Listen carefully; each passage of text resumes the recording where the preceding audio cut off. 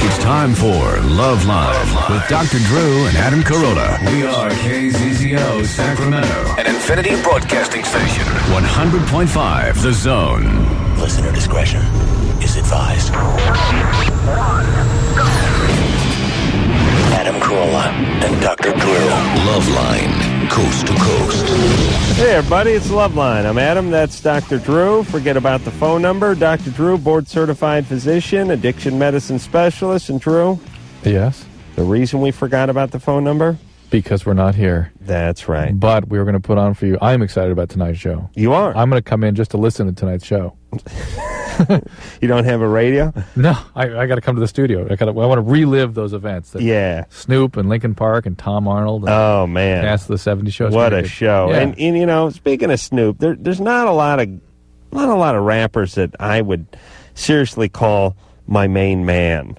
Yeah. You know? Or your supplier. Yeah, I would not count many rappers amongst my main men. That's my main mayonnaise. But Snoop is not on that list, is he not? He is. He is, that's right. So here we go. My main man, Snoop Dogg. Hey, everybody, Loveline. I'm Adam Carolla. That is Dr. Drew. Phone number, 1-800-LOVE-191. Dr. Drew, that almost sounds like Dr. Dre. Dr. Drew. That's why he called himself Dr. Drew. That That's is right, I was picking back in on that. Yeah. Snoop Doggy Dogg and Dr. Drew was at your door. Yep, Anderson's going He's to put reaching for that the on a tape. card. Yeah. Of course. He just immediately reached for the tape. Get some mileage out of that Oh, he drop. wasn't taping that? No, he was taping All it. right, He's cool. got it. We got it live on the system, you did? Snoop, well, let's see. I've not seen since I was at the Bishop Don Juan's house. Yeah, the honeycomb hideout. That's what we call it. Thank you, sweetheart. I appreciate that, love. One of the bigger name pimps in town. Not as big as Snoop Dogg, of course, but Bishop Don Juan, quite a dichotomy. Lives in a crappy 2-bedroom apartment, but has a Rolls Royce parked out front. He's a man who has his priorities. He hard on my homie. That's cool. Oh, no, I love him. He showed us how to dress, showed me the proper way to hold a gold chalice and to drink champagne. It's quite a day. Put his shoes on. Drew, I've showed you that video. No, I never saw that it was one. great, No. great man show. I saw you and off Jimmy the getting high with Snoop. I don't remember that. But you know what was funny? Then we got high again, and then I got high. we were standing out front of Bishop Don Juan's apartment, and Snoop was inside, and we had to wait for the bishop to come on down and fire up the rolls before we rolled with him, which took about 2 hours. But luckily, an ice cream truck came by, and you know, we were stoned, and you know, Jimmy, when he gets stoned, he goes nuts, you know. And I convinced Jimmy that he was just putting the finishing touches on his ABC deal, and I said, Jimmy, the deal is not complete unless they throw in the Snoop DeVille, which is Snoop's Cadillac, which Custom. I don't know if it's come out yet. It is out. I'm not seeing a lot of them on the road. No, because, you know, Cadillac acting like they don't want to do it now. But it's all to the good. Yeah, so I'm probably going to do it myself. So I'm going to leave y'all a number that y'all can hit me at if y'all want y'all personalized Snoop DeVille's, you know, through my system, you dig, in a real way. Well, I think Snoop or one of the posse members pulled up in what was like a prototype Snoop DeVille, right? Yeah, it was. Is it Escalade or Escalator? No, it's a car. It's the DTS. DTS. Yeah. Oh, nice. Right, and it's nice. It's got some you like fur it? in it, and some leather, and Yeah. Diamond it's in the clean. back, sunroof top. Ah. Yeah, it was nice. I could see you driving that, by the way. True. Yeah, you get a lot of girls, baby. Little gold anodizing where it counts. Anyway, Jimmy was so stoned that I had him absolutely convinced that he was going to tell ABC that they needed to throw a car in on the deal, because that's a power move. That's the kind of move Snoop would do. He'd say, positioning. Say, I need the cash, I need the contract, I need this, I need that, but you got to throw in something. Yeah, something that make me feel like the deal is worth doing. Right. So Caddy is backed off the Snoop DeVille. Yeah, they backed off, so maybe Chrysler, GM, or somebody like that to get involved. You never know. Yeah. I think GM makes Cadillac, though, which is probably I might want to jump over Cadillac's head. You know what I'm saying? Oh, I see. Boss. Right. You know, go That's to the right. Boss. Instead of talking to the underboss, I go talk to the real boss. That's right. All right. I don't want to. Oh, Snoop, by the way, is coming out to do some phone calls in Vegas with us this weekend. So we'll all be out there. And Drew's going to be out there too. So, fascinating. Yeah, man, we'll roll with you Snoop. on that show too? That's my show. Yeah. That is? Yes. That's a great show, man. You like that show? I love it. I let my kids watch it too. It's fly. We're gonna make a puppet out of you. You might as well, man. You know they canceled me off the Muppets because of Bill O'Reilly. Really? Yeah, I did a segment with him, and then he started talking, and they took me off, so it's all cool. Well, wait a minute. Now, we were talking last night. We heard that you gave up weed. Is that true? Uh-huh. How long's it been? About 115 days. Really? Drew, you want to do a urine test, or you believe It him? would still be positive, so. Yeah, you got to give me, what, 120 days? Yeah, something like that, yeah. Yeah, so I'm 5 or 6 days away. No weed, nothing for 115 days. Yes, sir. That not even a roach. No, I just or been walking resins? through. I've been walking through clouds of weed. You know, my homie still smokes, so I walk through the clouds. So you just stand up and you get high. No, I just walk to the other room. And you just quit cold turkey. There's no patch, no. No, none of that. No Nickel doctor, derm, no patch, nothing. None of that. Jesus Christ, Drew, what do you think That of can this? happen, right, Doc? You can have them, but you get pretty irritable and depressed when you stop, huh? He doesn't Nah, seem but that bad. you know what I substituted it for? I substituted it for my kids. I started spending time with Started my smoking kids. your kids? Good. No, I started spending time with them. I wasn't spending time with them. I was always smoking weed instead of spending time with them. That's good. That's nice. That's a good thing, Doc. Yeah, eventually the weed stops working for you too, right? Yeah, it didn't get me high no That's more. right. But the problem when you stop when you're at that point is you can get really depressed for a few months afterwards, so watch out. Oh, it's a depression time? Yeah, and have trouble remembering things and finishing stuff. But if I'm busy though, I'm like stuck to the script right now. I got so many things to do. That's good. Right now. You're sort of maintaining, you're managing. With Yeah, I'm maintaining. Yeah. I like that word. All right. Let's take some calls. Snoop Dogg here tonight. Nina, Yes. you're 24. Uh-huh. What's up? I have a question for you. Hi, you guys are all great. I love you so much, Adam. Great. Anyways, I have a question. When you masturbate in the bathtub and you switch the temperature, let me give you a little visual. When you straddle the nozzle Yeah. and you, switch the Oh no, really baby. hot... You switch the temperature. You make it really hot. Yeah. All right. Yeah. Well, the hotter you get, can that, damage you? Because it, hurt you? Because that's, at the point where it, makes me come. I mean, you could burn yourself. Yeah, well, it's not- not on the inside. That's what I'm asking. If it starts smelling like a clam bake, it's time to turn. No. It's time to turn it down. You can, yeah, you can burn yourself, but that's all.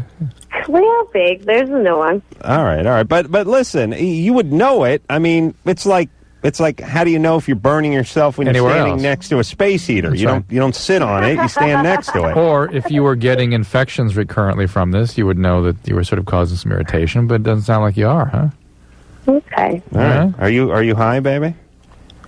A little bit, not too much. Just a little. Hey, it was just for Snoop. I know that's right. I appreciate that, baby girl. You need some real Hey, I'm meat here in your for life. you. You're playing with the little water thing. Yeah. Hey, You- another question. For Yeah. Dr. Drew, since it took me so long to get to this. What side effects do taking Xanax have? Side effects?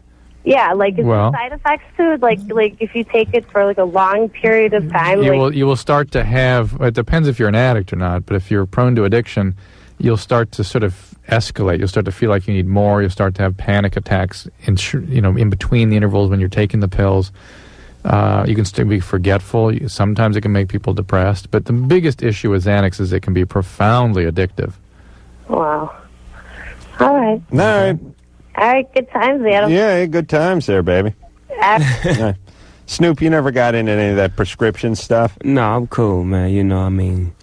All I was into was weed, gin and juice, Miller Genuine Draft, Moet Champagne. I stick to the script. I'm either on one thing or, I can't be fiddling around with, things that take control over me and I don't have no control over it. What's the juice in gin and juice? It's orange juice, pineapple juice, basically whatever kind of juice you like, you know what I'm saying? That's why it's just juice. Yeah, I know, but Yeah. I want to know what Snoop's juice is. I thought you were ghetto. I'm down. I mean, I just want to know what. Yeah, I hip you to the game. No trap. I hip you to the game. Yeah, I'd like to know the game. I know I learned the pimping game. Yeah, you got to. Many people want to know about this pimp game from Bishop Don Magic Wand, But now I got to learn the drinking game from Snoop. Right. That's all. It's official. Dave. Hello. Yeah, Drew. Later on, you teach me the nerd game. You're good at that. Oh, how dare you, Dave? What's up? No, it's a 1-800 number. Dave. I'm gonna say what's up to Dogg. All right. Oh no, He's sitting up here talking to somebody on the other line. Tracy. Hello? You're 21. Yes. What's up? Hi. I just want to say that I'm a big fan of you guys. I love you guys to death. Thanks. You're welcome. I wanted to ask you guys, I've been with my ex-boyfriend for we've been screwing around for like a while now. Mm-hmm. And it's weird because it's like in the middle of sex, my vagina would just go automatically dry, and it would hurt like really, really, really bad. Yeah, your vagina's going, why am I still with my ex-boyfriend who doesn't care about me anymore? Why am I still having sex with this jerk? Yeah. That's your vagina saying that. Your vagina has a mind of its own. It's actually a clearer thinker than you are. Right? Well, yeah, sort of. Yeah. If you were with somebody you really cared about and you felt connected with them, that wouldn't happen. Yeah, you'd stay ultra wet. What minute are you on in the sex? I mean, you guys going at it for an hour? No, actually, it's like probably like 10-15 minutes into it. Pretty quick.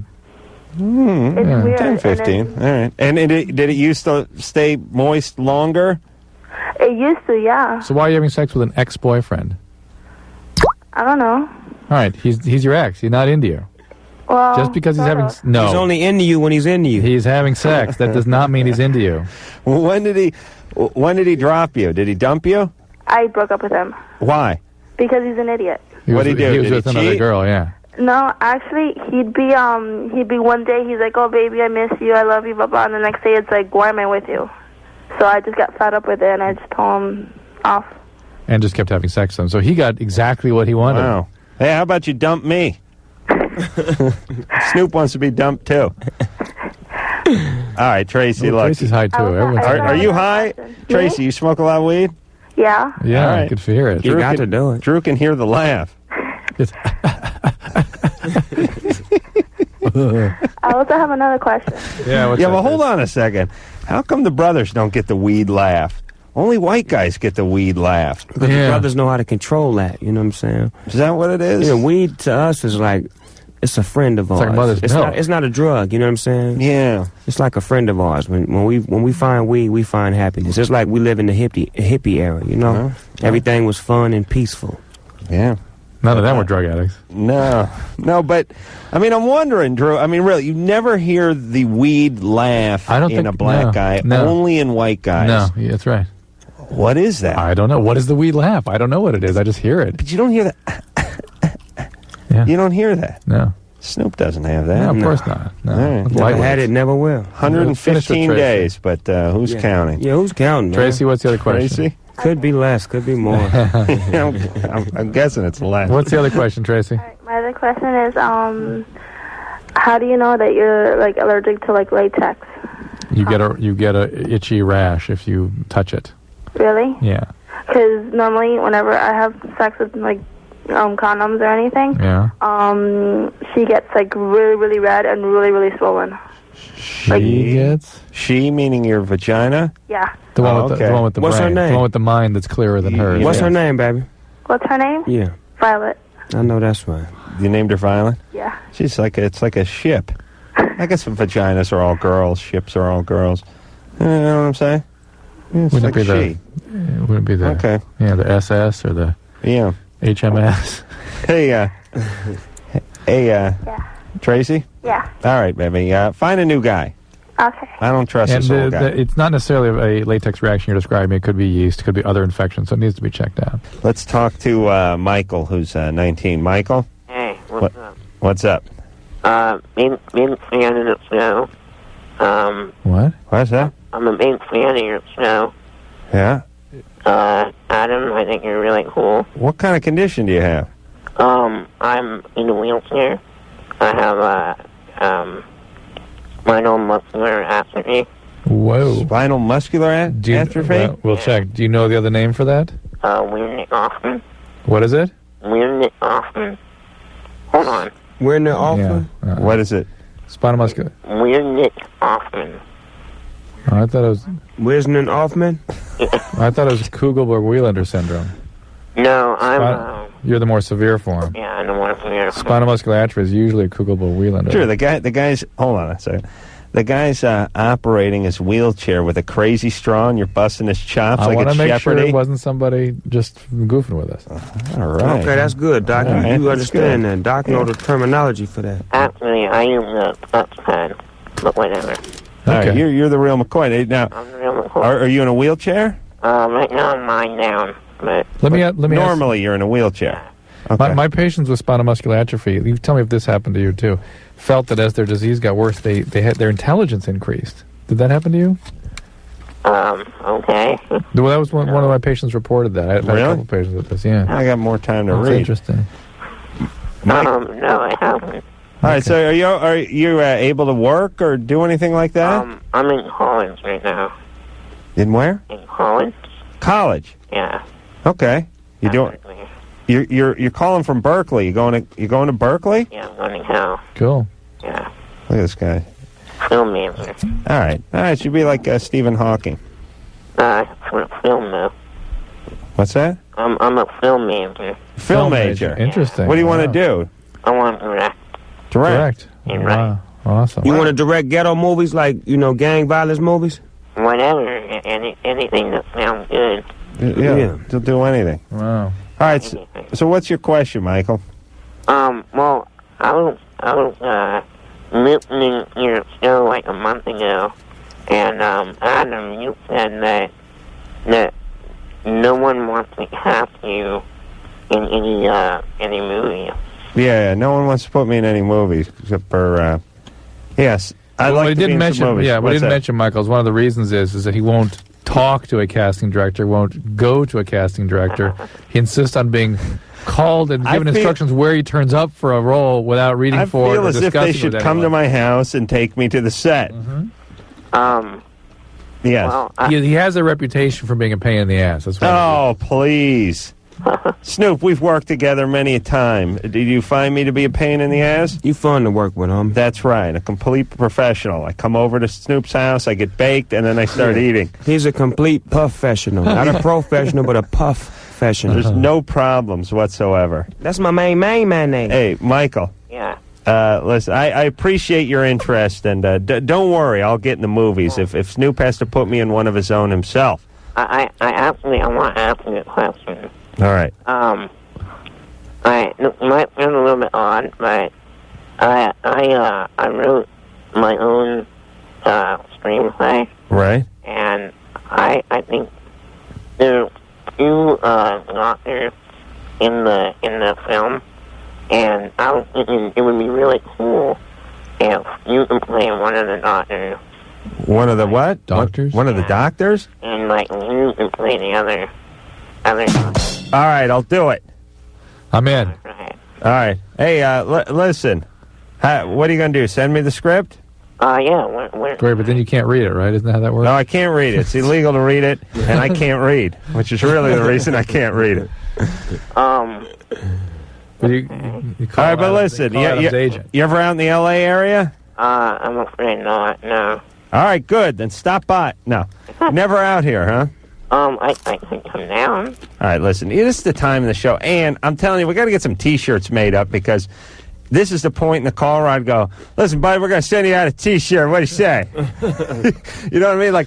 Or like a official Loveline cowbell, Dr. Drew and Adam Mootastic cowbell or something. We need some swag to hand out so when it gets uncomfortable in minute 4, the calls that aren't going well with the guy in the wheelchair, I can just say, hey, pal, we're going to sit you out with a windbreaker. Blah, blah, Some blah. lovely parting gifts. Yeah. Michael, I'm sorry, I guess I can't read the script because then there's all kinds of legalities and stuff. But you're going to Berkeley. You're fine. You just keep on top of that.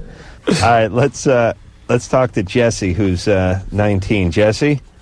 Hey, how you doing? What's up? Not much. I was wondering about consensual age. I have a girl who's 19, Yeah. and a girl who's 17 who really like me. And I'm wondering if it's legally okay to go out with them and have sex with them and all that. You're how old? Huh? You're how old? I'm 19. Well, what I've got here for the state of Colorado, which it says you're calling from, 17 is age of consent in your state. You might want to check, this is somewhat old material, ageofconsent.com. In fact, Ann, why don't we get up that site and reprint stuff, get it updated. They have ageofconsent.com? Yep. And that's it? You just check it, figure out what it is for the state you're in, and that's it? Yeah. And that never varies within the state, does it? No. It's a statewide same thing. age, no matter where you at. So I thought 18 was legal. And each state is different. Oh, serious? Yeah. Yeah, see, what I always say sounds dumb. We ought to just decide on one. Like, one age for the draft, one age to drink, one age to buy cigarettes. Why not one age to get laid? Yeah, 18 it sounds like a cool number. Because you live in Hawaii or Arkansas, I don't know where the low ones are. Snoop's back on Sesame Street. That's it. Boom, he's on. This is his bit. He's going to explain the age of consent. That's 18, baby. That's a good thing. Why I can complain about that. The kid's got to learn how to count. Why not count to the age of consent with Snoop Dogg? Can you count? All right, Jesse, it seems like you're okay, but get on that internet and find out for sure. All right, thank you. All right, don't get anyone pregnant. Give them a couple of months. Wait till their birthday before you really give it to them, Jeff. No problem, I will. Adam, I want to say that you're a god, and thank you so much for all the knowledge that you give to everybody. Thank you, Jesse. And thanks to Dr. Drew and to Snoop Dogg. What's up, man? Ain't it, man? I got to do it. Take care, Jesse. I want to answer like that. See, Snoop has good answers. Yeah, like, they demand I got to do it. People say, hey, Adam, I think you're a guy. And I go, hey, gee, thanks a lot there, pal. Snoop's like, hey, you got to do it? And I'm like, do it. All right. Well, let's, when are they going to do that Starsky and Hutch movie? Do you know? We're supposed to be shooting in March, April, and May. Yeah, that was made. Who was that? Antonio Vargas? Antonio Vargas, David Soul. And Paul Glazer. Paul Michael Glazer or something. He had like a middle that. name, yeah. I got it. Jeff? Yeah. You're 30? Yes, I am. What's up? Well, I've got a question for all you guys. Well, first, have you seen the movie Bowling for Columbine? No, I haven't seen it yet. I heard it was good. Yeah, it's awesome. It's basically a documentary where Michael Moore investigates the prevalence of violence in American culture. Right. And he goes through, the typical arguments about, because guns are so widely available here in America, whereas in England, right, they don't have guns, so they don't have murders. Right. But then he looks at Canada, and Canada, they have millions of guns in all their households, and yet they don't have many, gun murders that are going on. Yeah. Well, let me say this, because we got to go to break. We do a lot of this, like we do that thing where like they have almost no breast cancer in Japan, so we should start eating this, and then in Greenland they have this, but they don't have that, and then here we have this, but we don't have that. It's just starting to turn out that certain places they have this and they don't have that, and we should just accept it. Doesn't always have to do with diet or climate or guns in the household. Certain cultures, all cultures are a little bit different, and it's not the fact that there is stuff available, it's the fact that that's what the culture chooses to use. Do you know what I'm saying? Yeah. Let's continue this discussion. It's interesting. All right. Snoop Dogg here tonight. Yeah. We will... Yeah, see, people should say to Snoop, look at you. You got six-pack abs. You have 5% body fat. How do you do it? And Snoop would say, well, in my culture, we drink orange soda, we eat fried catfish. And we'd be writing feverishly, okay, we got to do that. Well, we wouldn't want to do that, would we? Wouldn't work for us. Drink an occasional 40 ounce of some old English. Yeah, before you go to bed. Yeah, right before. We'll be back.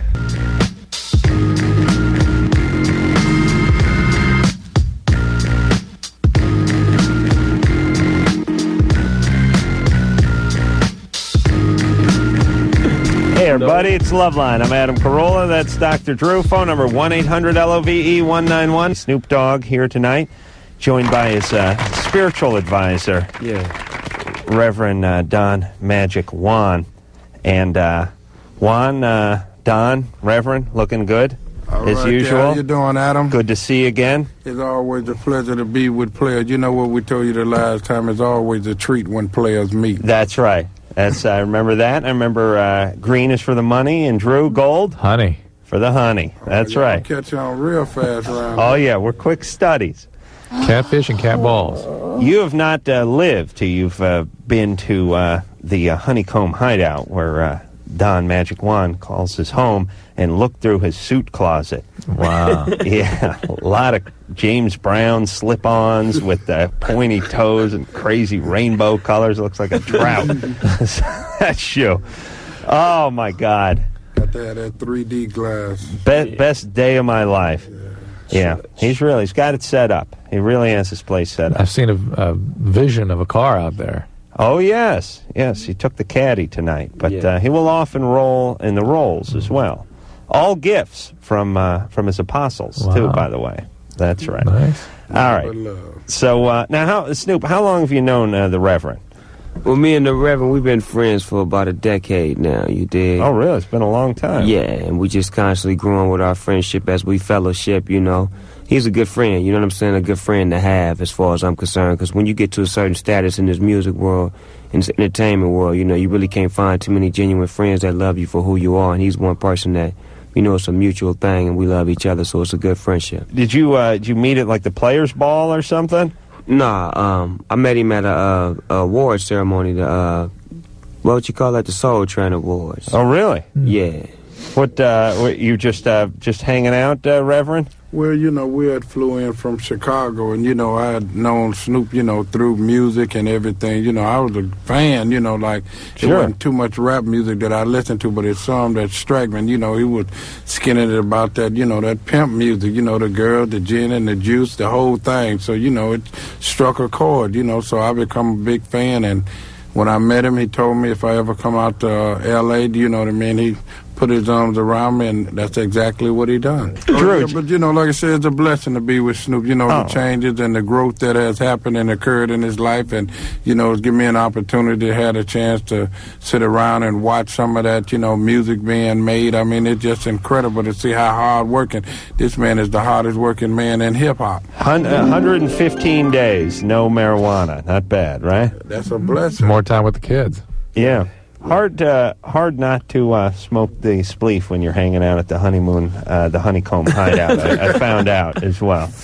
We got a room in the back that's like the resort, you know, in case you want to get away from things and let your mind be free. Yeah, it's called the bathroom. All right. Oh, you know, and one thing I do remember about Don Magic Wand's Honeycomb Hideout as well is the toilet paper, $100 bills. Ooh. I wasn't sure if it was real $100 bills. But I used my hand just to play it safe, and I took about 30 feet of it, and I stuffed it in my pocket.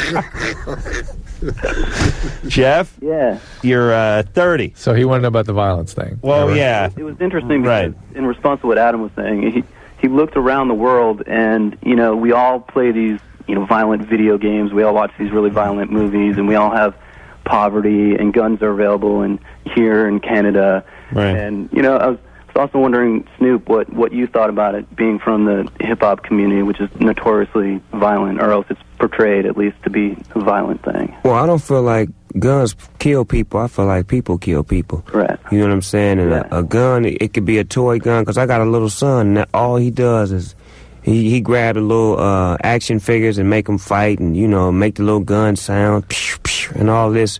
He loves horror movies, but I don't think that he really wants to kill somebody, you know, unless he's going to, you know, constantly be brought up in that. If I teach him that, it's all about how you were taught and how you were raised, and that's how you become who you are. So, you know, it's our culture, you know what I'm saying? I can dig the way the culture is. You know, we love it because that's just the way we were taught.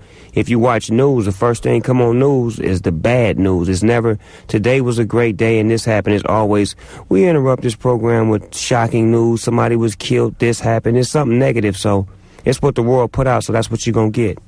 Hey, but Jeff, too, you got to look at the United States. There's a lot of people from around the world who are willing to fight and use some guns for a certain amount of freedom and democracy, you know? So it is a little bit in our culture to take up arms if someone's giving us trouble. You know what I'm saying? Yeah, true. But one of the points... All right, who cares? Oh, my. I don't want to talk all night about this. We got a question for Snoop. Hey, Richard? Big up to Dogg Father and Don Magic Wand. How you guys doing tonight? Church. Ain't it, man? And how you guys doing, Drew and Adam? I love you guys so much. You've given me some help in the past. For real. Temple? Should that be your rallying call, Drew? You're half Jewish, right? You say temple? You say church. Church. But my question is this, I'm very truly dedicated to my craft, which is production, you know. I got some low-end equipment, you know, I'm not that rich or anything, but I really do what I can, like every day I make a little bit of music. But my question for Snoop is how would I, you know, where is what I've been wondering for a while, like who would I approach or where would I go with my tapes and my sounds? Like who can I approach to seriously break into the industry? Because it seems like where the hell do you start? That's a good question. I don't really have an answer for you because it was who I knew that got me where I'm at. So it's not like you can go to a local DJ or a local somewhere to turn in your music and be seen and heard. It's coincidence and it's timing and it's a little bit of luck, you know what I'm saying? And it's who you know. So hopefully you can fall up to a radio station or a concert or something and try to get your music to an artist or a radio station DJ or somebody who's in the game that could put you in the game, because as far as just going and finding somebody or giving you a program or a plan, I don't really know because I got in through luck and knowing somebody. Well, is there any way that I could officially, you know, present my music to someone anywhere in the industry? I mean, well, you can hit me up at doggystylerecords.com, and once you get on the internet and do all that typing back and forth information on what you're trying to do, we got little outlets, and there's a lot of record companies out there that's always looking for the new talent. So you can hit up all of the local, you know, record labels that you're trying to get at. If it's rock and roll, if it's hip hop, whatever it is, get on the internet and, you know, see what label is looking for, and then you send it like that. All right, Richard. You got to just keep scraping, that's all. And make lots of tapes, hand them out. None of them ever get heard, and then someone listens to one of them, and you're in if you're any good. Then you make $1 million overnight. Well, you got to be good, though. Hey, I'm good. I'm just wait. All right. Well, yeah, give us a little sample. You have anything? I have tapes, but it's not queued up and all that. See what I'm saying? All right. So you got to be ready. That was your big break right there, and you just wasn't ready. I know. I'm talking to Snoop right now. You know, I'm feeling like I could send you something, but I know you got probably millions of people trying to call and give you something. Whatever. All right, Richard. And what kind of name is? What kind of rap name is Richard anyway? That's not my rap name, dude, and I'm a producer, man. Oh, okay. But even as a producer, don't you need a cool name? I do, but I'm talking to Snoop. I'm just trying to talk to Snoop. All right, I love you guys. what is your cool name though? My cool name, I got a grip of different names. I got 1138 Entertainment, Trauma, Halo, Chaos, all that. It's all gonna. But is it Snoop? Who cares? You got to stick with one name, right? You can't have 30 different names. All right, that's it. See, everyone. See, here's what everyone thinks too. Everyone thinks that all they need to do is have someone crack the door for them, and then once they get in, they're in. But once you're in, you got to produce. You got to come out. You got to show and prove when you get in. It's not just, you know, one great move or one great song. It's like, you know, it's a lot of one-hit wonders, and you don't want to fall up under that wrath. You want to, you know, create a dynasty and a legacy for yourself as far as being able to continuously put out good music. So it's not the one good song. It should be a couple of songs that are great from you. So who was it? Dr. Dre for you? That actually Warren G. Me and Warren G was in a group together, and Warren G took my tape to a Dr. Dre party that they was doing for one of their friends. It was like a bachelor party, and the music had went off. And when the music had went off, Warren G slipped my tape on. And, you know, as my music began to play, you know, they started inquiring who was it, and Warren G told him it was me, and it was his homeboy Snoop, and then they made the phone call, and the rest is history. How old were you then? 18. Oof. You need to go to the doctor and get checked out. Is that Warren G? Yeah. Oh, it is. He was up here. I know, but it must have been at least 3 or 4 years ago, right? Yeah. You know what's funny about Warren G is I told him that Snoop was in here the week before and he got high. And then Warren went off to his car and he got high immediately, right after I told him this. You shouldn't have told him that. What if you told him Snoop jumped off a bridge? He came back and he was comatose, too. He had nothing to say the second hour. Anderson, stop sabotaging the show. That's my main mayonnaise. And also, I'm told now Snoop's got a show on MTV, and he's also been offered the part of Huggy Bear on the new Starsky and Hutch movie, which is coming out. Are you going to take the Huggy Bear part? Yeah, most likely I'm going to take the role because I don't see nobody else that could play that. Well, your buddy. Yeah. The Don. Well, the Don's what he's going to assist me as far as with my outfits and right. with my mentality, you know what I'm saying, as far as getting my mind state ready for that character. Right. He's going to basically be going on catfish runs and getting your fedora hats. He's going to make $2,000 a week hanging out on the set. Crazy. I know what he does. You crazy as hell, dog. Ooh, sorry. Too much. It's all right. I get it for you. I make it back. All right. So now wait. What's the MTV show? It's a television show that I'm working on with MTV. It's called Doggy Fizzle Televizzle, and it's my own show where I get to be me and just have fun. Do a lot of wild things. You know what I'm saying? And what's the premise? I mean, do they just follow you around with the camera? It ain't nothing like the Osbournes. It's more or less like, remember the show in Living Color?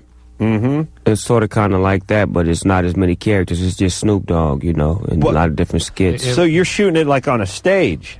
Some of it. Improvisational comedy. Yes, it's. I couldn't really explain it to you. You'd have to see it for you to really get it. Snoop Dogg is in our studio tonight, having fish, which is my favorite dish.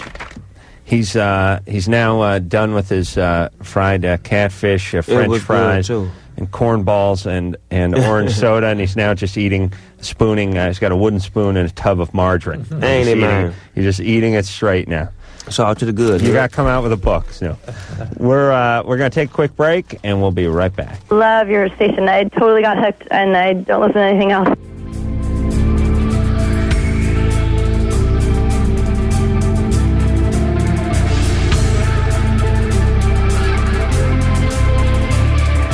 Back with the best of Loveline. And the beauty of this, Dr. Drew, is diversity. Diversity, and we're not here.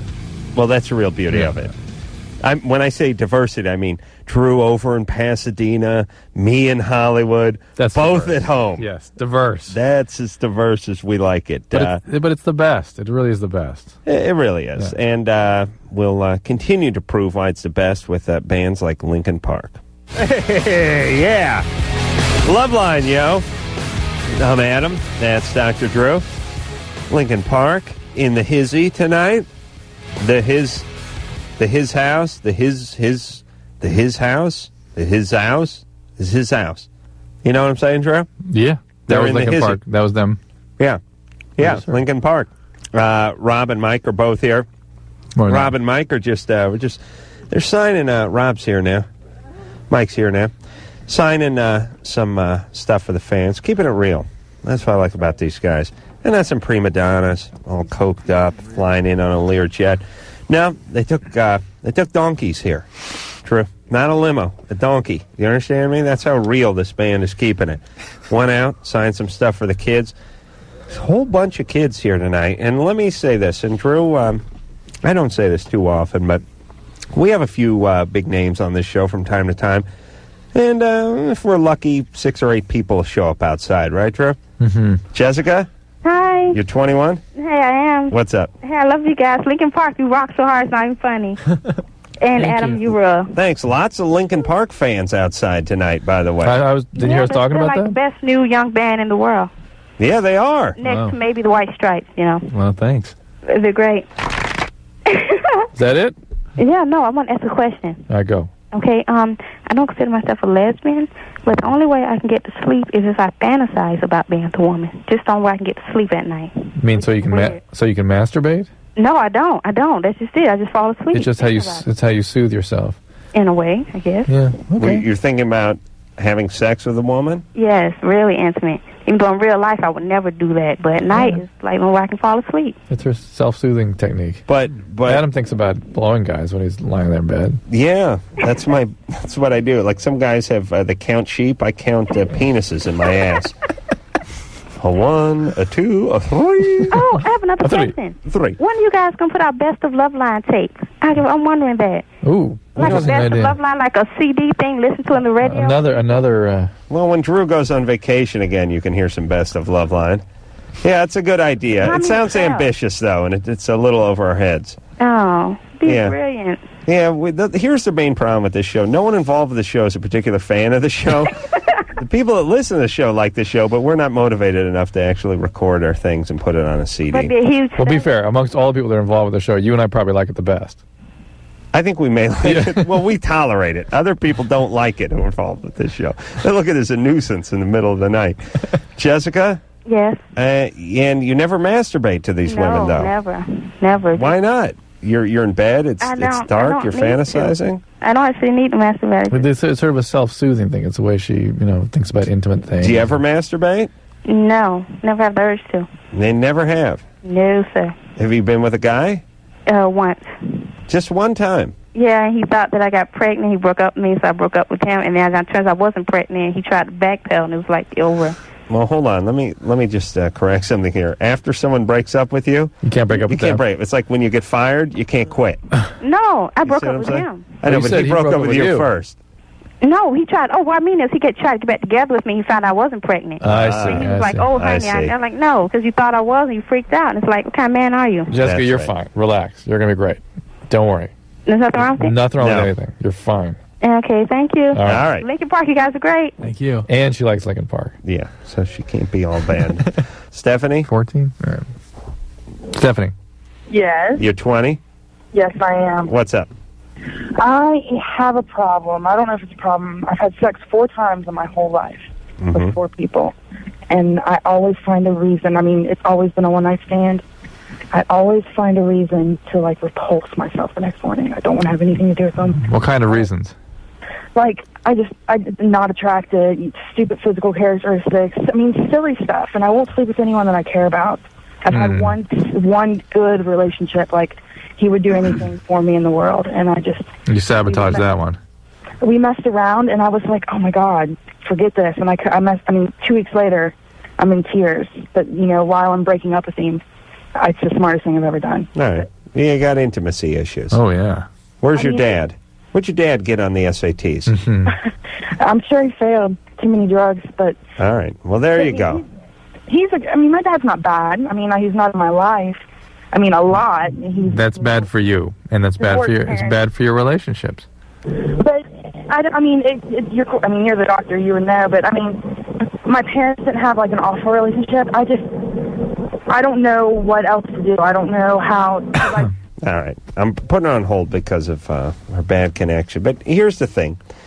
A lot of people aren't great at a lot of stuff at the beginning of their life. When you're 20, you're not much good at anything. It's hard to be good if you're playing instruments. It's hard to be good if you're a carpenter. It's hard to be good if you're a doctor or student, whatever. Relationships, everything needs work. And the thing about anything in life is you're not damned to be in the place that you began at. If you're bad in relationships, you can get better in relationships. She knows what her weaknesses are. She can focus on them. Here's what I'm saying. We don't treat relationships or sort of psychological well-being like we do everything else. Right. I'm a carpenter.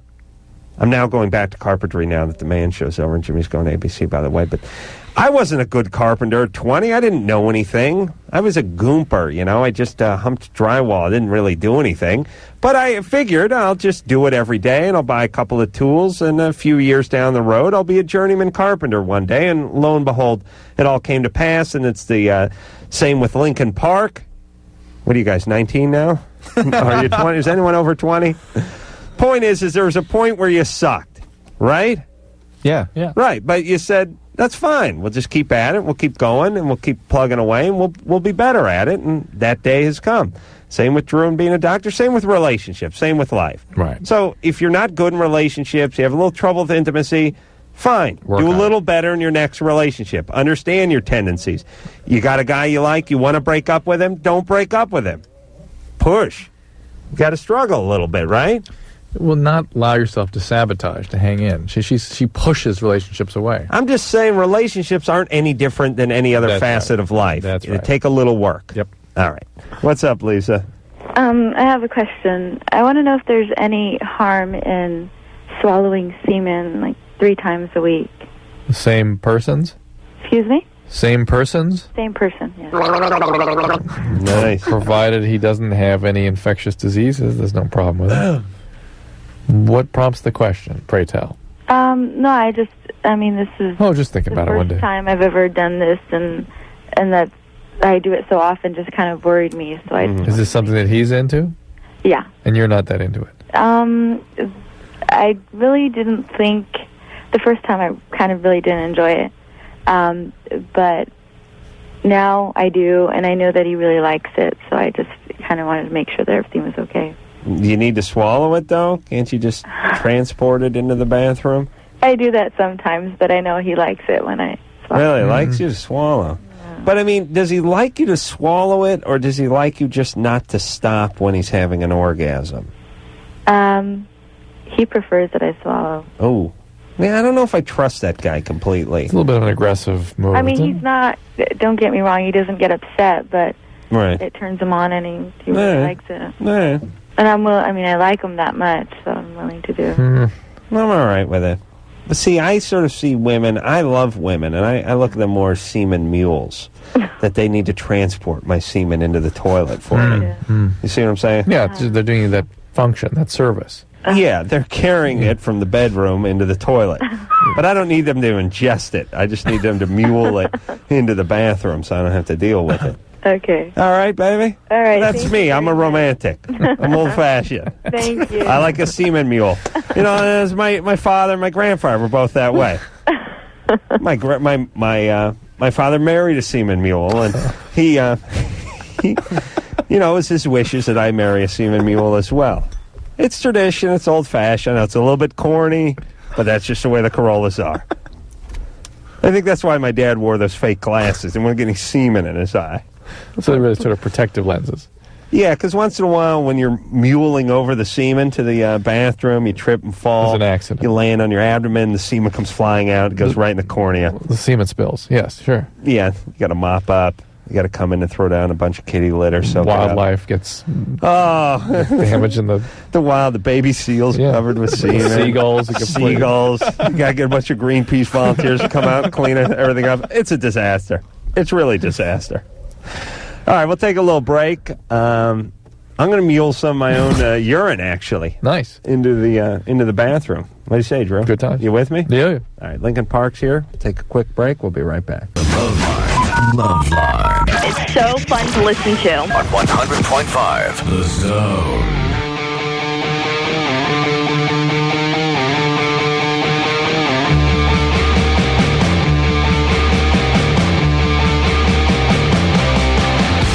Hey, yo, it's Loveline. As a matter of fact, it's the best of Loveline. Very best. And many other radio shows take warmed over, rehashed reruns and call them the best of. But, well, that's what we do as well here on Loveline. I got to be honest with you. But this is some funny stuff. Tom Arnold, who you really, I'm always, I wish I could hate Tom Arnold, but he's really such a likable guy in real life. Guy, Is he not, Drew? Yeah, and yes, yes, he is. And we had one of the most famous incidents with him. So much so, we actually asked to have it replayed for the first time. We asked to have a segment of the previous night's show played on the next night. That's right. And played again now. Well, this may be the third time you're going to hear Tom Arnold then. So, without any further ado, Tom Arnold. How old are you? Hey, everybody. Loveline. I'm Adam Carolla. It's Dr. Drew. Tom Arnold in the studio tonight. And phone number 1-800-LOVE-191. Tom Arnold, best damn sports show, period. No one has mentioned, none of us have mentioned how we're dressed tonight. Yeah, you guys look good. You got your best damn sports show, period, pullovers? That's that what they're called? Yeah, I think it would be. They were having I overheard a discussion out in the lobby here. They call each other before they come in. Adam and Drew, I know you guys look cute. Yeah, and you've both been on the show, and we really appreciate it. James? Hello? You're 14? Yeah. What's up? I was actually, molested by my neighbor when I was 6 years old. Was that a male? It was actually a female. Wow. How old was she at the time? I don't know how old she was. Roughly? Later 20s. Okay. Wow. Oh, so she was an adult. Did she make you have sex with her? No, she just pretty much touched me and stuff, and probably the last couple of years I've just been having thoughts about guys and stuff, and I'm just this isn't really right, you know? And I was just wondering what I should do. You ever had an experience with a guy? No. And what about a girl other than your neighbor? Oh, yeah. Yeah, a few times. Well, like what? Like made out? Like, I don't know, like BJ's. Are you attracted to girls? You getting BJ's? 14. Not even into chicks. Still getting BJ's. Oh, Adam, sorry. Must be very painful to hear that. It is tough. That's the toughest part about this show. You know what it is? It's like, I feel like one of those old jocks who got $8,000 a year for playing professional ball, like in the 50s, and I hear about what these guys are making today, and I played two ways, in the snow, at Soldier Field, and blew my knee out and got nothing. Now these prima donnas with their multi-million-dollar contracts and their Bentleys and their BJs. How dare you, James? James, do you continue to be attracted to women? Am I what? Do you continue to be attracted to women? Sometimes. It's just like, well, yeah, like I am, but... All right, well, you'll figure this out. Drew, do you smell bogus here, or is it just sort of... It's just sort of not much to be said about this, because at 14, people are often sort of... Because I don't know, like, am I just like experimenting, or like... I don't know. Well, how about a little therapy for the molestation? Right. Being sexually molested at a young age changes your brain chemistry in ways that are difficult to predict, and sometimes in some individuals it can certainly affect the sexual orientation. Though usually, I would predict that usually when a male molests a male, you tend to see this sort of homosexual impulses, and when a female molests a male, you often see sexual compulsivity around females. And there's two forms of therapy that are effective for this. There's psychoanalysis, and then there's you paying your farm hands to make a bunch of Xeroxes and put it all over your hometown. It's a story Tom Arnold told us true. once. I love that story. It's true. Oh, Drew, could you imagine Tom Arnold and Roseanne pulling back up into town, and they got their sights on you? Yeah, but this guy apparently was like dismissive. Right? Yeah, he was just an ass. Yeah, he's an ass. Tell that. Oh, you mean Tom Arnold's guy? Yeah. Tom, tell that story. Okay, briefly. When I was young, my mother hired a babysitter, a guy who lived across the street from me back in Iowa. Phil, wait, if I can interrupt, Tom. Yes. What you don't know about Tom is, because I've read his book, his mom was a very colorful person. She was very colorful. That's a piece that has not been filled out for our listeners. She was married 7 times before she passed away from alcoholism.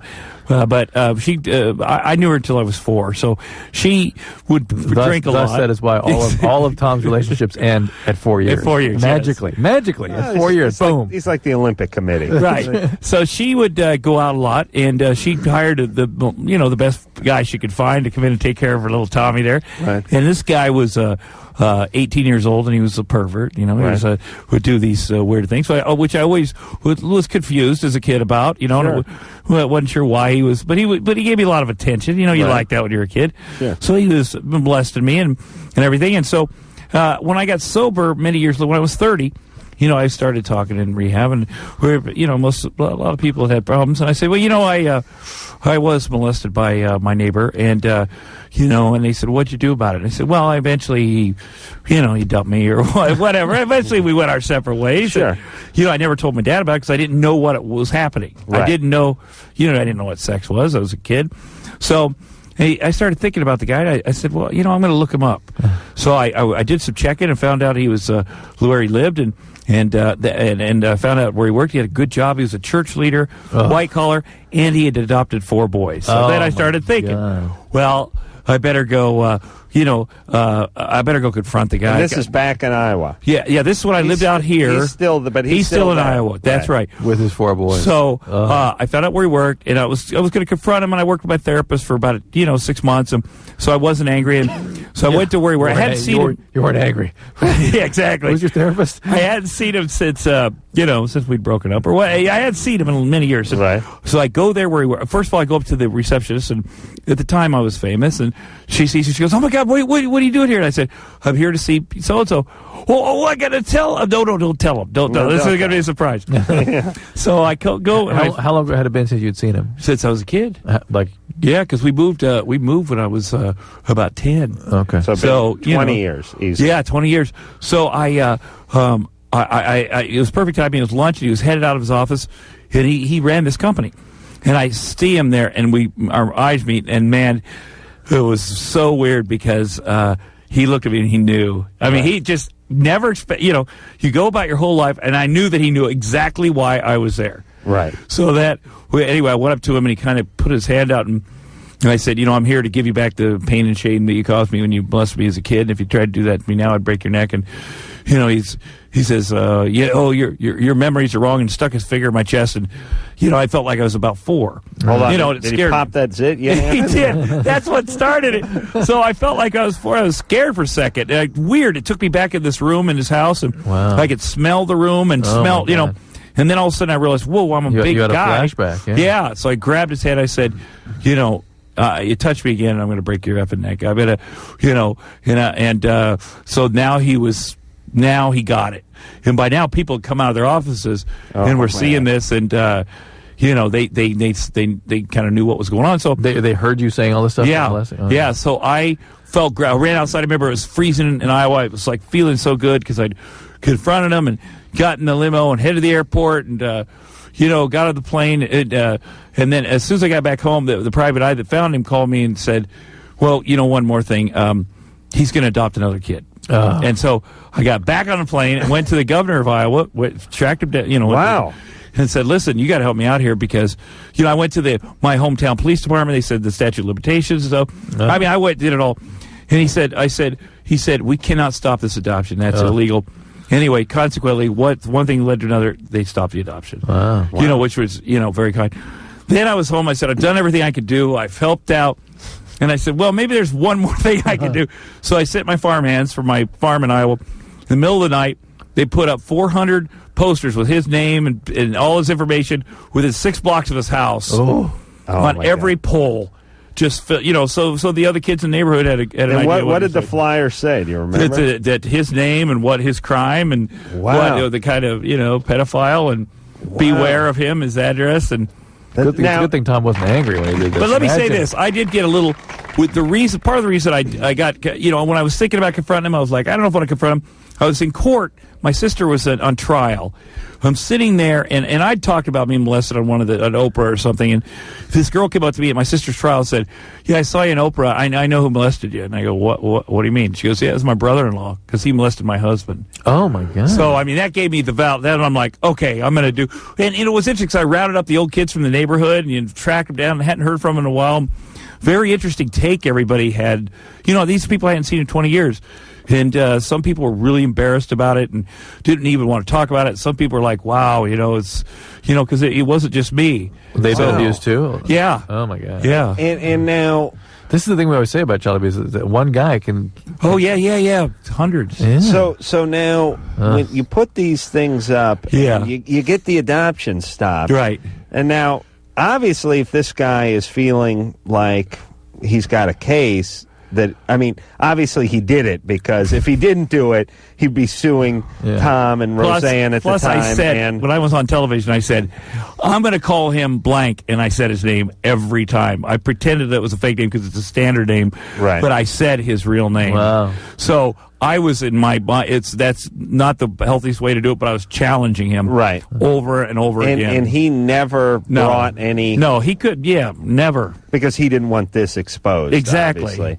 Still, I wonder. Oh, with the kids. Could you imagine? But let me just play devil's perverted cousin here. Yeah. Which is the statute of limitations had run out on Tom's case. I know. Roseanne's worth $100 billion. This guy has one of the flyers as Exhibit A. Probably could have come out here with a legal team and sucked a couple million from Tom and Roseanne's bank account anyway. Yeah, you know what I mean. But obviously, he would have fought it. This guy wouldn't have the resource to to go well, out that's probably true. It's an inspirational story, Tom. Yeah. I do love that story, and I don't know whatever became of that guy. And I wonder, did you ever find out, for instance, about the 4 boys he did adopt? Well, he's got a wife. He has a wife. At least. What can I do? I mean, the word is out. Oh, you did everything you could do. But you feel bad. But you also don't want to. You just pray that it's whatever. Yeah, and the biggest problem that we know from doing this show is that when guys like that victimize these people, I mean, there's a 25% chance they'll come to Hollywood and strike it rich in comedy, but higher than likely chance they're going to stay back in their hometown and do some molesting of their own. Right. And that's the syndrome. And that's what makes these guys sort of world-class predators. And that's where in a way they're worse for society than people that do things that almost seemingly sound worse. Like killing. Yeah, in a sense, because as sad as it is, when you kill your victim can't then kill other people or can't destroy other people's childhoods or can't go on and almost continue your work in a certain sense. Is that Lorene? Yes, it is. Hi, Lorene. You're 20. What's up? Hey, well, I'm a phone actress. My problem is my callers are coming way too fast. And in order for me to make any kind of dough, I need to keep a 7-minute minimum with each caller. So I need some advice, guys. What do guys like to hear on the phone? How can I keep these guys... Well, let me get this straight. You do... Are you hot, Daddy? I thought you were doing like Man of La Mancha and stuff over the phone for like people that were bedridden or something like that who couldn't get to the theater. But you're just doing the sex talk, huh? Right.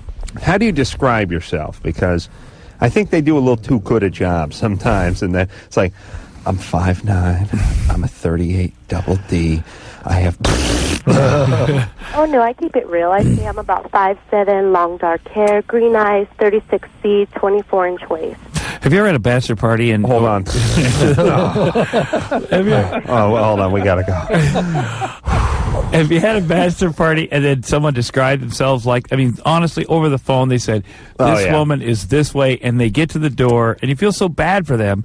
Right. Because they do weigh 220 pounds. Listen, I was thinking about this the other day when I had a bunch of people waiting at an airport for me for a chartered plane that was like leaving, but not without me, and they said, they called me on my cell phone, and they were like, where are you? And I'm like, I'm just getting off on Sherman Way. I'm on the 405 as I'm basically going down my driveway. And I'm thinking to myself, it's nice that you lie, but the fact that it takes you 25 minutes to get a block and a half from where you said you were, like eventually, like the stripper who says how hot she is, isn't there going to come a time when the truth is revealed? Yeah. Yes, and I that's why you have to sort of, it's good to build it up a little bit, but don't, when you're still in your driveway, say you're down the street, don't say you're coming up. So, Lorene, you describe yourself as, is that what you are? Yes, I am. Okay, and what do you do, like, is the talk, you saying the talk is like extra naughty, extra good? Like, talk to Tom, see if you can... Hi. What do you mean? I'm sorry. Hi, Tom here. Talk to me. So what is... Visa or MasterCard? I don't know. I just want to keep these guys satisfied. No, Lorene, Tom's your client. I'm your client. Okay, cool. Go ahead. Hi. Hi. Who's this? It's Tom. Hey, Tom. I'm Sugar. How you doing? Good, Sugar. What's going on? Oh, nothing much. Just relaxing a bit on my bed. Yeah? Yeah. Oh, boy.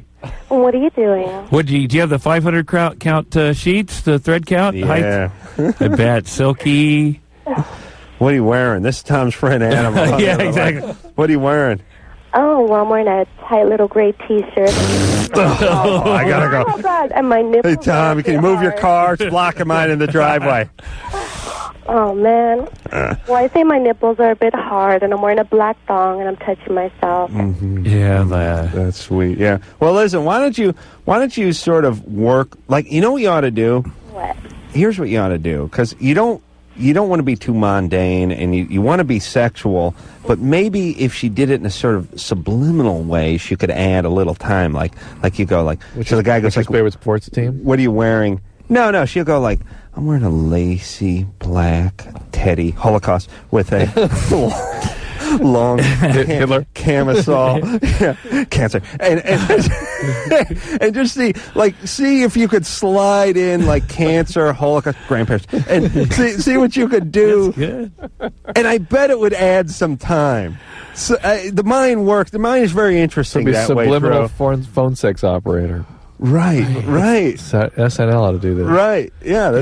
I think they did. They did do it, actually. But I think that would work for her. Yeah. Right, let's try that. Let's see. Lorene? Yes? Yeah, why don't you try that? So here's what you do. I ask you what you're wearing, and somewhere you work in Vietnam very quickly. Very quickly. All right? Okay. All right, here we go. And what are you wearing, sugar?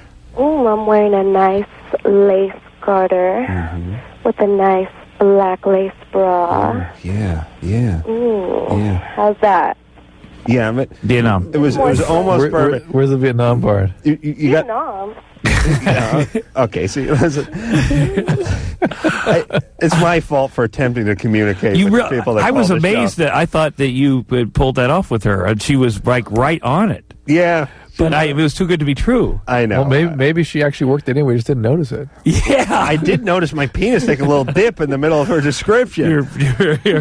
Interesting. True. Oh, I'm telling you. All right, I got to try one more time with her. Just Lorraine? Yeah, I'm here. Okay, let me explain. I have this subliminal suggestion idea. Don't use that word. That's too. I have this quick word thing that's going to hurt the guys' penises, okay? Okay. Now, when you describe what you're wearing, I want you to very quickly work in the word Holocaust. Holocaust? Holocaust. Okay. They give me an easy one. Cancer. Do you know what the Holocaust is? No, I don't. Oh, boy. Okay. Oh, boy. All right. Oh, boy. All right. That's all right. Hey, by the way, LA Unified Schools District, everybody. I'm a product. God bless you guys. You're really doing it. Really doing a job over there. Subliminal Holocaust. Okay. Work in cancer. Oh, work in cancer. You know what cancer is? So put that in. Okay, great. All right. Work in the word cancer when you're describing what you're wearing. All right. Oh, most definitely. All right. You ready? Bring. Hi, how you doing? Hi. What's your name? I'm Sugar. Who are Sugar. I'm Ace. you? Hey, Ace. Yeah. What are you wearing? Well, I'm wearing a nice black garter. Just thinking about the Holocaust right now.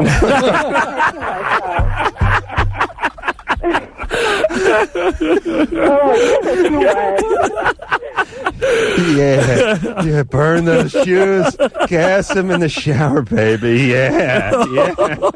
I'm sending you my bill. Yeah. Send them on the train to Krakow. Yeah. No, Lorraine, we may need to tweak this just a little bit more. This is. But that was good. Right. No, you take direction as good as any actress I've worked with in this town. It really is good. All right, Lorraine, that's your new angle. Yeah. there it is. She should actually try that tonight. I'm thinking about the Holocaust.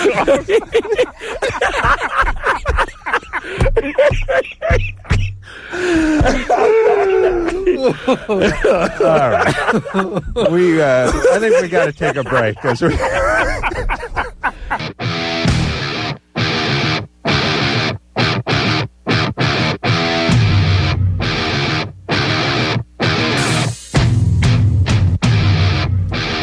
Hey, everybody, it's Loveline. I'm Adam Carolla. That is Dr. Drew. Just heading toward the home stretch of the best of Loveline. And, Drew? Yeah. This segment features the gals from That 70s Show. That was a good show. Oh, yeah. Ow! Drew and I can't remember their names right off the top of our head. But they sure were nice to look at. I'll tell you that right now. It's good the way we prepare for these shows, isn't it? Yeah. One plays the redhead lead. Yep, That's Topher Grace's girlfriend. That's right. Laura Prepon. That's Laura Prepon. Yeah. And the right? other plays the sort of wisecracking brunette. Dumb brunette? I don't know. Pretends to be dumb. She's not dumb in real life. Listen, they're both nice to look at. I mean, let's face it, Drew. We don't need to know everyone's name that blows through the studio. Yes? No. Okay. That's it. Adam, you've already scared the young ladies enough. Introduce them. Please. Unacceptable. I'm just looking at the tape on the headphones over there, and Laura wants to know if they fit. If they don't fit, they're not. When I realize we don't have headphones, I can't stand this place anymore. One size fits all. It's all good. Mila Kunis and Laura Prepon are both here from That 70s Show. Tuesdays, Fox, 8 o'clock, 5th season, into syndication now. That's where the big money is, right? Sure. Yeah. Not as much as you would think, but we're not complaining. Now, why isn't it as much as I would think? I don't know. You know, a lot of people when they hear about syndication, they're like, "Dude, you're making so much money." But But it's the residuals get less and less as they come. But it's 3 years worth of decent money, and then after it's like 20 cents an episode. Huh. But we're not complaining though. It's nice. great. It's very nice. Yeah. Well, but like if you created the show or wrote the show or whatever, then you get bank. When you have points in the show and you're like a producer or something, no, you get bank. we don't get points. Let's just point this out. If you have points in the show, like producers do and creators do, that's when the show goes into syndication with points. Then you're like made for life. But right. Well, we're on every day now, lean which up is on your awesome. mic a little bit there. Okay. Yeah, and then now you're on. What? Yeah, every day it's a little scary.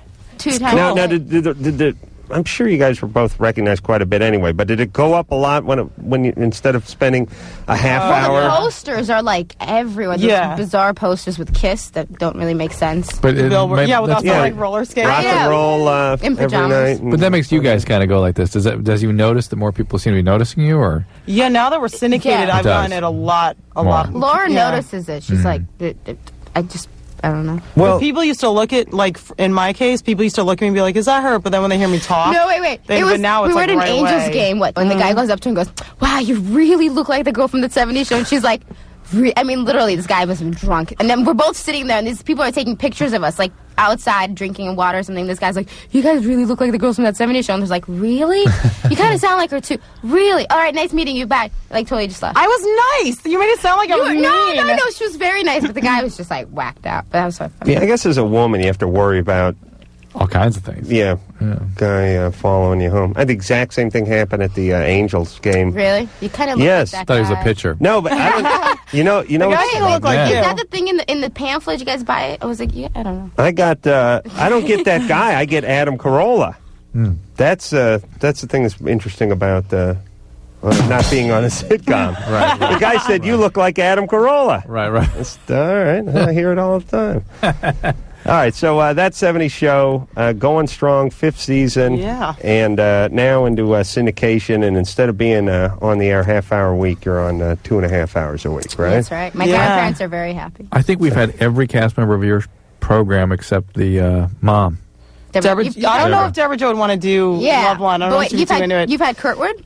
Yep. Yes, he's Really? great. Yeah. Yes. He was great. That I would have loved to listen to. Yeah. He was Kurtwood's excellent. rad. Papa 70s show was Yeah. in here 8 months ago. Yeah, I don't think it was that long yet, but he was I great. think you guys should get Deborah Jo. I think that'd be kind of fun. It would be fun. She, you'd be surprised, but she's kind of, feisty. Sexy lady. Yeah. True's passionate man. Maybe we'd get along great. we'd have a look. Oh, nice. All right. Clayton at 21. Hey, how you doing, Adam? How you doing, Drew? Hey. Good. Hey, I wanted to ask the girls a question. What were your experiences with getting into acting, and what would you recommend for me? For Clayton, you've been keeping track of his career, of I course. thought we were going to help kids with sexual problems. What? Maybe he can have sex with a casting director. Yeah, that can work. Go have sex with like a big producer. No, I'm kidding. Ferdinand, get the hell out of Bakersfield, Clayton, right? Yeah, where are you from? Bakersfield, California. Moved to Los Angeles. No. Do we need Clayton running around here? Really? Is that what we need? Him bringing us our iced tea? No. Here's Stay my in advice. Bakersfield. No, wait, here. Seriously, though, keep studying acting. That's my advice. Wow. Study it, and Damn. then sooner or later it'll happen. Are you studying acting, Clayton? To an extent, it's just, right now I'm stuck in a body shop job. I just can't get out of that crap. Mm-hmm. I don't know, I'm trying to make a future for myself, but there's just no openings up, What do you mean make a future? I don't know, man. I've been, poor my whole life, and it's kind of like, I just want to get out of this crap, dude. Maybe you can play Adam in the Adam Carolla story. Yeah. So are you acting because you love acting, or are you acting because you think you'll make a lot of money and that's the only reason why you do it? No, it's... Because it's a lot harder than just Yeah, you can't, because you won't probably end up making money when you start. You probably end up being in debt when you start. Oh, I understand that completely. I've actually helped on 2 sets that were actually out here in Bakersfield, which is kind of funny, and then I've seen the hard work that goes into it. Mm-hmm. And what are you doing at the body shop? Right now I'm doing prep sanding and masking, and then clean up after they come out of the paint booth. Mm-hmm. Nice. Yeah. You do a little wet sand action on Actually, that's the buffer's job. Mm. And I put the catalyst, from the Bondo on my face once. The hardener? Yeah, the hardener. 90% benzoyl peroxide. Dude, that stuff is hot, man. Yeah, it's good. Works on zits. Oh, yeah. It burns a hole in your face. Well, gets rid of the zit. There you go. Hey, Clayton, listen. Start doing whatever you can do. You know, go down to see about the theater, the local theater, the classes, But do it all that because you stuff. want to. Because it's fun. Yeah, don't do it to make money. I mean, there's a lot of competition. You just have to love doing it because it can, And stick with it. I mean, it'll be hard. I mean, just take some classes. Right. Don't move to L.A., though. Oh, understandable. All right, buddy. I don't just want anyone else. Good times. Good times. You too, brother. All right. Yeah, you do it because you love it. That's right. That's why you do what you do, Adam. No. Listen, I really made a conscious decision. Carpentry sucked, and I didn't make any money. And I used to listen to morning radio when I was swinging a hammer.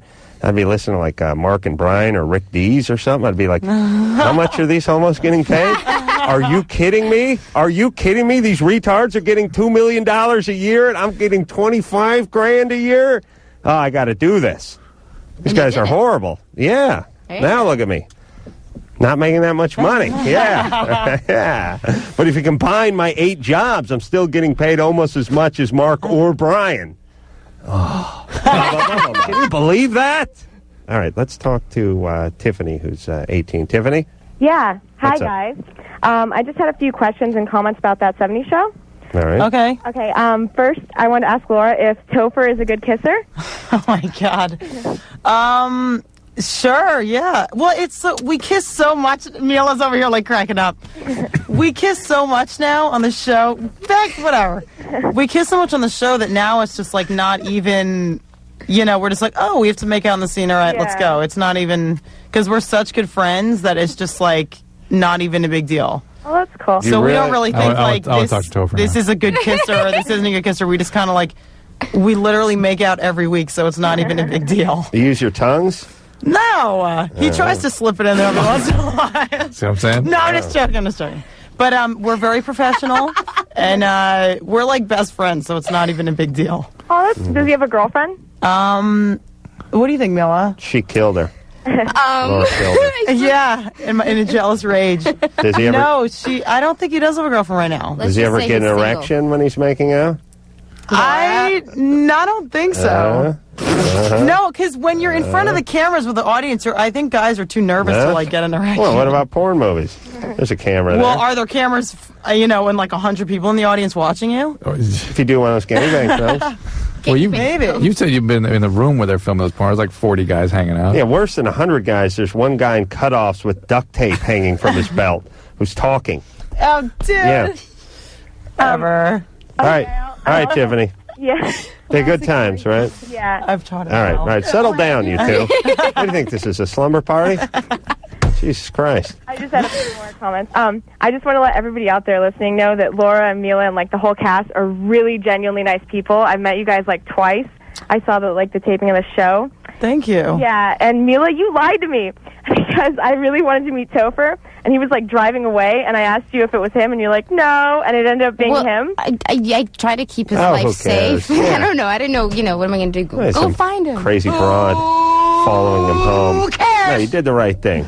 I don't know. I apologize for lying to we you. have met most of the cast, and they are really nice people, right? Fun and nice. Thanks. Think about it. Thank you. Yeah. Well, We if met just anyone about starts getting a big head, we all just just we're punch that's him. not going to happen, and that's not going to fly. So we're all really keep each other in check, and that's why we still are really close. I think it's because everybody started off really young and kind of Yeah, we didn't really know anything about the business. So. I don't know, though. They're starting off young and doing it, and you've had success for 4 or 5 years now. You could be a-holes by now. No, because when everybody starts by now, but we're not yet. I'd like to think. That's the point.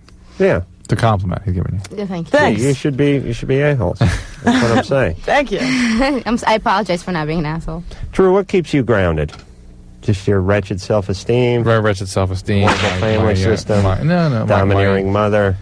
And my insanely busy schedule. Life. Tell you what keeps me grounded. Yeah. My position for taking oral. I focus so much Your on my number one form. Well, knowing that receiver knowing that you're at the top of the heap, that you're the one. You're Right, the number one. You're the one they're gunning for. The only way to stay on the top of that heap is to focus 24/7 on it. Robert? Yeah. You're 20. Yeah, what's up? What's up? Well, it's like this, man. my girl's been out of town for 5 days, and getting a little hot and horny. You know what I mean? Go masturbate. Oh yeah. Yeah. So started experimenting with some different stuff, and came across a bottle of her cocoa butter oil, and it seems to have burnt the hell out of the tip of my wang. Good times. So I was wondering, what I could do for that. Yeah. You know what she may have done? My old lady did that. She put a little drop of acid in all the creams in the house, including the dishwasher. Is this true? Yeah.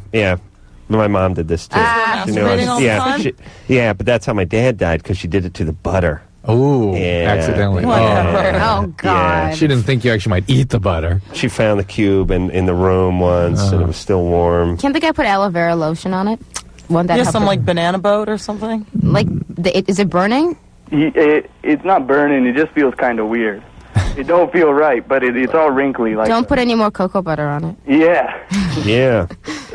Get like some of that gel from like Rite Aid, the anti-burning itching. Yeah, you stuff. get some Cordate over the counter, and that'll take care of it. Really? On your penis? Probably like, What's it, vapor? Your penis look like a matchstick that lit. It's actually ignite at that point. Laura's advice. It's Dip it in only on the Theraflu. tip of it. You smoking a lot of weed there, Robert? I just quit. Yeah, yesterday. This morning. A few days, like 5 days. 5 days ago. Oh, good time. Why'd you quit? I got to get a drug test at a job. Yep. Yeah, that's not quitting. That's putting it Don't on you hold. usually ask your friends to pee in a cup or something? What's that? No, nice, Laura. Give me some advice. I'm just going to stop talking. My advice is bad. Actually, so I think it's pretty legit there. Where are you working? Where are you trying to get a gig? The post office.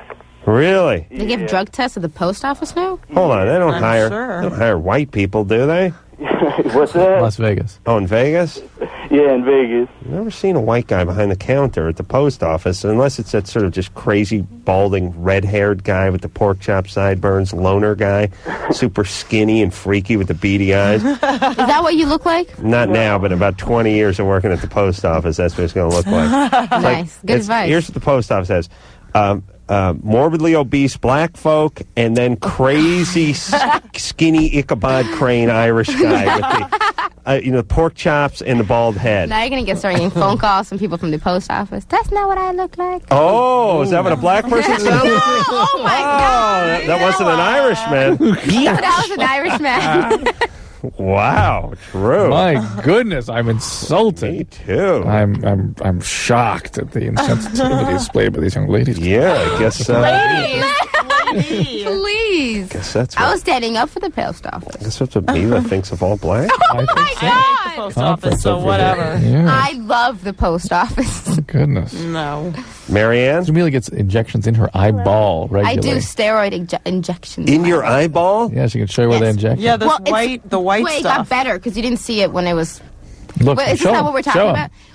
This is a month. I'm taking I the had to heat look off at you, this Mila. every day at work for like a week. Huh? Into the eyeball there. see it? Yeah. Wait a minute. It's got. Yeah. This is like a month into it. You get it done like I have to get next one's November. How does it? That must feel awful with the needle just going in. You know what? It's psychologically disturbing. It's not so much like, ow, it's painful. It's more like you're looking this way, so this eye sees the needle going in. It's I mean, they put so much numbing cream on it that's not the essential. It's a pressure pain, not a pinching pain. But it's just watching the needle. I mean, listen, if anybody has a problem with anything, like medically, just go get it checked out, because that's where I learned, oh, it's just not good to let it dry. When we were on the road in Syracuse, I gave Drew a shot in his eyeball. Did Remember you? that? Drew likes a little jizz humor. Yeah. Remember that? Yeah, well, I'll never forget it. Yeah, I told you. I said, leave the glasses on. I like the old doctor thing. He was like, please. Yep. I wanted to leave one because I love seeing you enjoy, the reception. Would you guys like to see my form one more time? Yeah, sure. I claim that I'm the #1 receiver of oral sex in terms of form, that my decorum, my etiquette could not be beat. But doesn't the girl need to know that you're enjoying it if you just lay there like whatever? She's probably like, what the hell? I have... you need to like show something. Like, I do, hey, I do. that feels good. Or At the end, it shows Make a something. noise. That's where I got the shot. See, that's At the end, he lets out a little girl like, okay. no, that's it. it's all in what's produced. Right, right. All right, you ready? We're ready. Here's my form. Action. Well, it seems to get better and better every Does that time. mean it's good? Wait a minute. You promised you would not show that Wait a minute. Not bad, face. right? Barely move. Nice. I don't do a lot of distracting, like, oh, yeah. I'm not a head grabber, No. not into You don't that. punch them in the head. No. Yeah, you don't want to do the head grabber. That's not cool. No, women don't like that. We got to show something. No, the it's fact that you demeaning. Like it. No, it's demeaning. Women find it demeaning. That's right. Nice sound effect. That's right. Every once in a while, when I think you've lost a little enthusiasm, I throw in, oh, yeah. That just keeps going. That was just so sincere. Let me tell you, doesn't that sound was too convincing, great. Adam. You see Adam going, oh, yeah. Yeah, meanwhile, No, he's that- like watching the football game. He's like, oh, yeah. And Like, wait, the Angels are on, honey. Turn on. Wouldn't be the football game. once in a while, Watching a porno. I toss in a... But he would be holding the remote like that. Yes, exactly. Yes, all right. The good times. Mila and Laura both here from That 70s Show, Tuesday nights, Fox. 8 o'clock, we'll take a quick break. We'll be right back.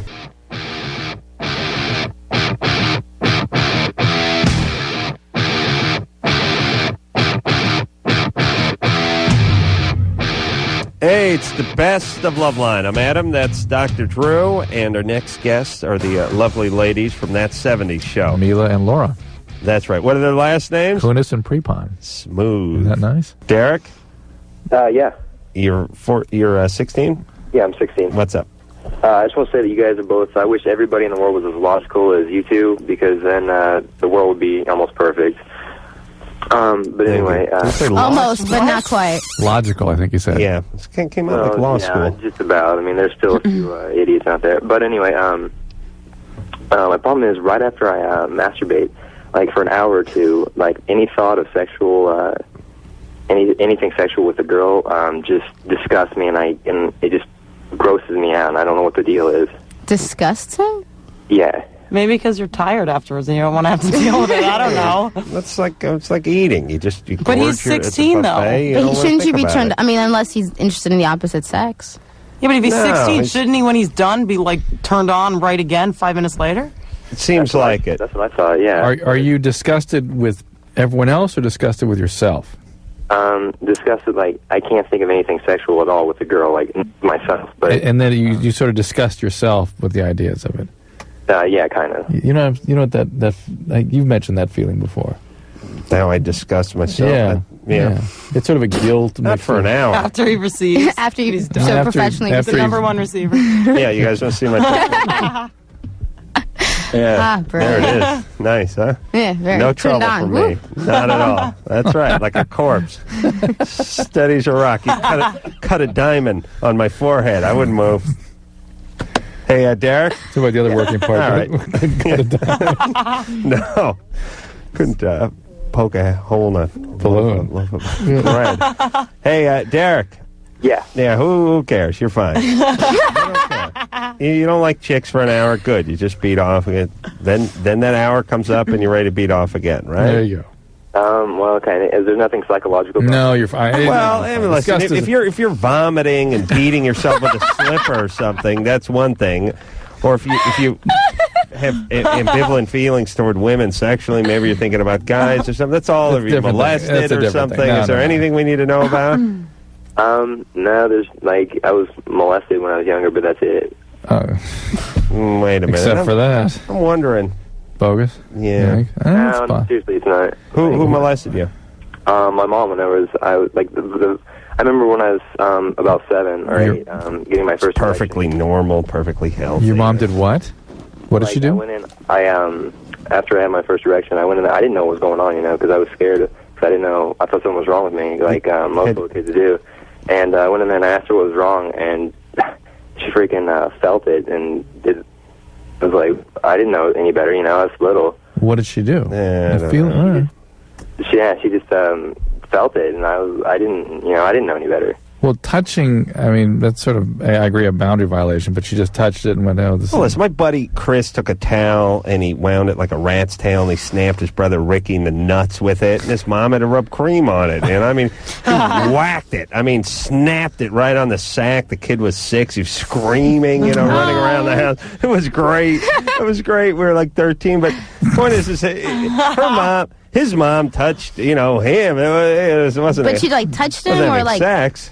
Yeah, I mean, she had to have known what it was going on, and it wasn't like. Derek, I got a sense that there was already some disgust in you about sexual organs and girls and mom and stuff like that. I think those feelings were already kind of flying around. There's no way I would have sex now. Wait. No, hold on a second. Now, what's wrong with this, Derek? Quiet down, Drew. With his dad? Would you quiet down and let me speak for a second? Something's wrong with this kid's brain. I don't know if this is bogus.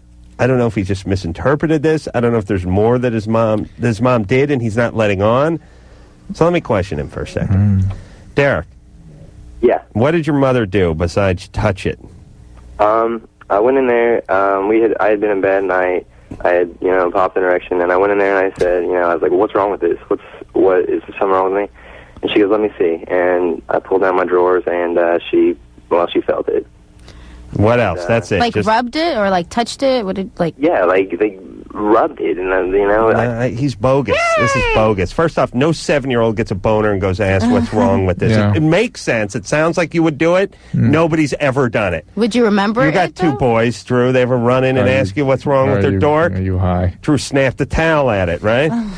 No, they don't do that. And then he won't come clean with it. She touched it. She touched it. She touched it. You better come up with something. You were scared. You didn't know what was going on. Really?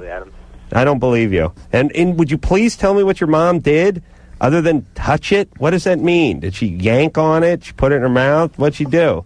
No, she just felt it. I mean, it's bad sexually enough. In a sexual way? Did she Or caress felt it? like she was examining it to see if something was wrong. You came in complaining about something wrong with your penis. She feel it, look what's going on. Then what? Yeah, what Dr. Drew said, that could be, I guess that's what she was doing. I hope that's what she was doing. I hope she wouldn't do anything. Did it ever happen again? Or was it like one time? No, it was just that one time as far as All right, that's not molested by your mother. You walking your little 7-year-old boner into the kitchen and asking her to look at it. No, I see. Something's wrong with there. I know. Disgust is an interesting emotion, okay? Disgust is not something. It's a very, very disgust. But I just know that it's a very, very powerful emotion. It's not something that usually people experience after just masturbating. Okay. I mean, disgust was flying around for him already. Something happened early on. Let me ask this: is he angry? Is there something up with him? Yeah. Thumbs up. Like, yeah. Does his dad beat on him or something? Derek. Yeah. Are you an angry guy? No, the one thing that makes me angry is pregnant chicks at my school. We used to not have any, and then this year we had 13, and that really pissed me off. Now, where's your dad? Where's your dad, Okay, Derek? that's exactly what I was saying. Where's your dad, Derek? What's that? Where's your dad? My dad lives with me. We have a good family life. He does. And you weren't adopted or anything yourself? No. Dad never beat on you or anything? No. No, this is a subtler thing. This is between him and mom early. There's something weird. You have strange feelings toward women, Derek. Yes, that's you're right. You're gonna be one of these weirdo guys if you don't be too careful. So just relax, would you? Stop with the impulse, and beat off. Give yourself 2 hours before you're done being disgusted next time. Would you? You ought to be ashamed of yourself. Mila and Laura both here from That 70s Show Tuesday nights. Fox. Hey, Fox. We'll take a quick break. We'll be right back. Well, there you go. I knew we'd remember those girls' names eventually if we just relived the moment. Yeah. Yeah. See, we didn't get it wrong. It's Loveline. I'm Adam. That is Dr. Drew. And that wraps up another best of Loveline episode. Maybe we just go through life like that. Whenever we can't remember something, just play a tape. Yeah. Would be nice. Yeah, what if this is a tape, man? Oh, man, it is. Oh, you're blowing my mind, dude. All right, we'll take ourselves a little extendo break. And until next time, this is Adam Carolla for Dr. Drew saying mahalo. This has been Loveline. The opinions expressed on this show are not necessarily those of the staff, management, sponsors, or this station. The producer for Loveline is Ann Wilkins-Ingold. Loveline is a presentation of Westwood One Entertainment. KZZO Sacramento. An Infinity Broadcasting Station. Today's Music Alternative. 100.5 The Zone.